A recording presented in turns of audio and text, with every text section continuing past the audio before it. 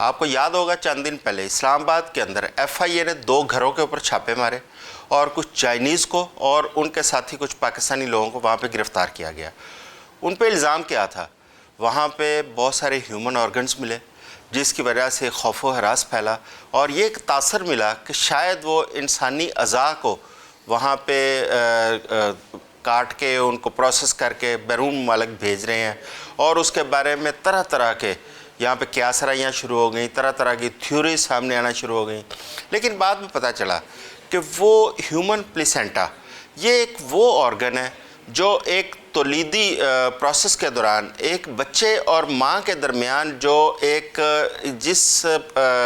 एक जिल्द के ज़रिए या एक वेन के ज़रिए वो कुदरती तौर पर जुड़े हुए होते हैं, उस वेन को प्लेसेंटा कहा जाता है। इस प्लेसेंटा को ज़ाया कर दिया जाता है, तलफ़ कर दिया जाता है अस्पतालों के अंदर।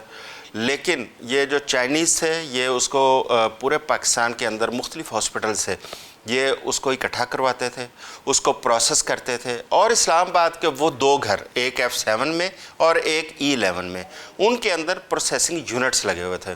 वहाँ पे प्रोसेसिंग करने के बाद उन्हें यहाँ से ताइवान एक्सपोर्ट किया जाता था और वहाँ पे उनको किन मकासद के लिए इस्तेमाल किया जाता था, इसके ऊपर बहुत सारी थ्योरीज़ आपने देखी होंगी।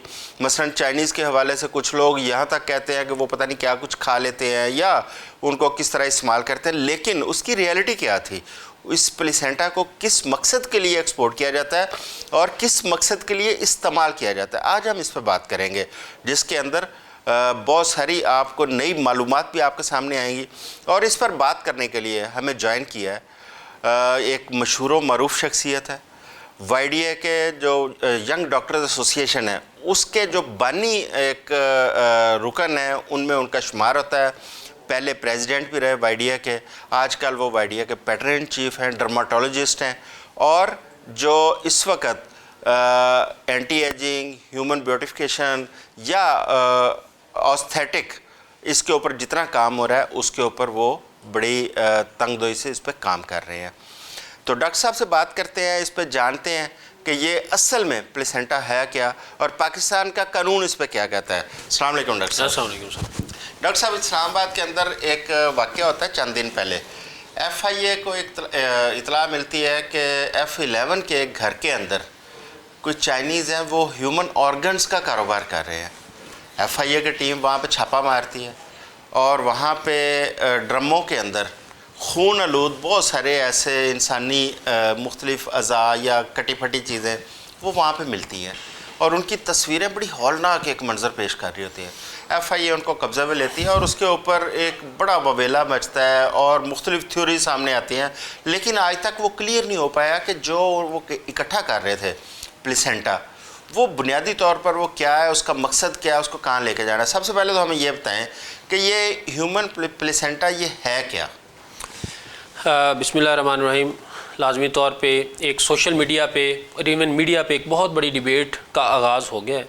प्लेसेंटा जो है बेसिकली लेयर्स हैं जो माँ और बच्चे के दरमियान राब्ता है। किस किस्म का राब्ता? Exchange of nutrients, exchange of जो हैं वेस्ट प्रोडक्ट्स, उनके जो फुजले हैं सारे माँ की तरफ से जो है बच्चे को न्यूट्रिएंट्स मिलते हैं और बच्चे के जितने गैसेस हैं, जितने वेस्ट प्रोडक्ट्स हैं वो ब्लड के थ्रू माँ के ब्लड में। तो ये बेसिकली लेयर्स हैं जिसमें कुदरत ने बड़ा शानदार निज़ाम बनाया हुआ है। एक तरफ माँ का ब्लड सर्कुलेट करता है, एक तरफ बच्चे का, तो जो एक्सचेंज होता है न्यूट्रिएंट्स का, गैसेस का, सब चीज़ों का, तो वो इस लेयर्स में होता है। इसको प्लेसेंटा कहते हैं। अच्छा, प्लेसेंटा आपने कहा, placenta is not an organ, placenta are just the layers. और ये होता क्या है, इसको झिल्लियाँ भी कहते हैं और बेसिकली तो प्रेगनेंसी में ये वेस्ट प्रोडक्ट है। अच्छा, इसको उसके ऊपर अगर देखें तो इसके वेस्ट करने के तो जैसे हम डिस्कस भी कर रहे थे कि कवानीन ज़रूर मौजूद हैं, लेकिन एज ए ह्यूमन ऑर्गन इसको उस तरह ट्रीट नहीं किया जाता। अच्छा डॉक्टर साहब, जब एक बच्चे की पैदाइश होती है उस वक़्त डॉक्टर जो है वो एक ऐसी वेन होती है जो माँ और बच्चे के दरमियान जुड़ी होती है, उसको काटते हैं, क्या वो वेन उतरा ही सब वो प्लेसेंटा है? नहीं, वो अम्बलाइकल कॉर्ड है। अच्छा, अम्बलाइकल कॉर्ड फिर आगे प्लेसेंटा के साथ जुड़ा होता है। अब वो जब भी वेस्ट किया जाता है तो अम्बलाइकल कॉर्ड जो काट के बाकी का हिस्सा है विद प्लेसेंटा ही उसको वेस्ट किया जाता है। अच्छा। अब जो बेसिकली सीन्स हैं वो अगर आप इसके जो वेस्ट का निज़ाम है वो बड़ा सख्त है। इस वक्त जो है पूरे पाकिस्तान में, पंजाब में इवन जो हेल्थ केयर कमीशन है वो हॉस्पिटल्स की रजिस्ट्रेशन तब तक नहीं करता। हम वेस्ट पे आते हैं। हाँ जी। पहले सबसे पहले ये किस मकसद के लिए चाइनीज़ इकट्ठा कर रहे थे? पहले इस पे तो आए कि उनका इस्तेमाल क्या है। अच्छा, जो प्लेसेंटा है इसका ऐसा नहीं है कि सिर्फ एस्थेटिक्स या डर्माटोलॉजी में कोई इस्तेमाल है जैसे आप कह रहे थे। इसका बड़ी देर से इससे वो मेडिसिन्स बन रही हैं जो मुख्तलिफ बीमारियों में इस्तेमाल हो रही हैं। कुछ ऑफ लेबल यूज़ हो रही हैं, कुछ अप्रूव्ड हैं, कुछ कंट्रीज़ में अप्रूव्ड है। जो सबसे बड़ा अदारा है FDA, उसने तो बहरहाल नहीं अप्रूव की, लेकिन बहुत सारे कंट्रीज़ हैं जैसे जापान, जैसे चाइना, वहाँ पे बहुत सारी ऐसी मेडिसिन्स हैं वो इवन आपको प्रेस्क्राइब्ड मेडिसिन्स हैं। अच्छा। जिगर के आर्जे के लिए, एंटी एजिंग के लिए, ऑस्टियोआर्थराइटिस के लिए, एटॉपिक डर्माटाइटिस के लिए, बहुत सारी बीमारियों के लिए अरसा दराज से इस्तेमाल हो रही हैं। अच्छा। और लाजमी तौर पे उनके अच्छे इफ़ेक्ट होंगे, उनकी अपनी जो एविडेंस बेस होगी लोकल, उसके मुताबिक वो पूरी उतरती हैं, तो वहाँ पे इस्तेमाल हो रही हैं। लेटली नो डाउट जो है इसके एंटी एजिंग में ट्रीट, एम्ब्लाइकल कॉर्ड से कुछ एक्सोसोम्स, कुछ ग्रोथ फैक्टर्स, कुछ इंटरल्यूकिन, साइटोकाइंस, और उनका भी जो इस्तेमाल है बेसिकली वो क्या है, इन्फ्लेमेशन को, सोजिश को कम करने के लिए। और वूंड हीलिंग में बहुत देर से जो बड़ी सारी मेडिसिन इस्तेमाल होती हैं वो भी प्लेसेंटा से या अम्बिलिकल कॉर्ड से बनाई जा रही हैं। अब उसके बनाने का जो तरीका है, जो उन कंट्रीज़ में भी इवन लिखा गया है, तो उसमें वो बड़ा हाईली प्रोसेस करते हैं। इवन वो एसिड डाल को इसको हाइड्रोलाइज कर देते हैं। इससे सिर्फ वो अपनी मखसूस एंजाइम्स या हार्मोन्स निकालने की कोशिश करते हैं, कोई इंटरल्यूकिन्स निकालते हैं, ग्रोथ फैक्टर्स निकालते हैं।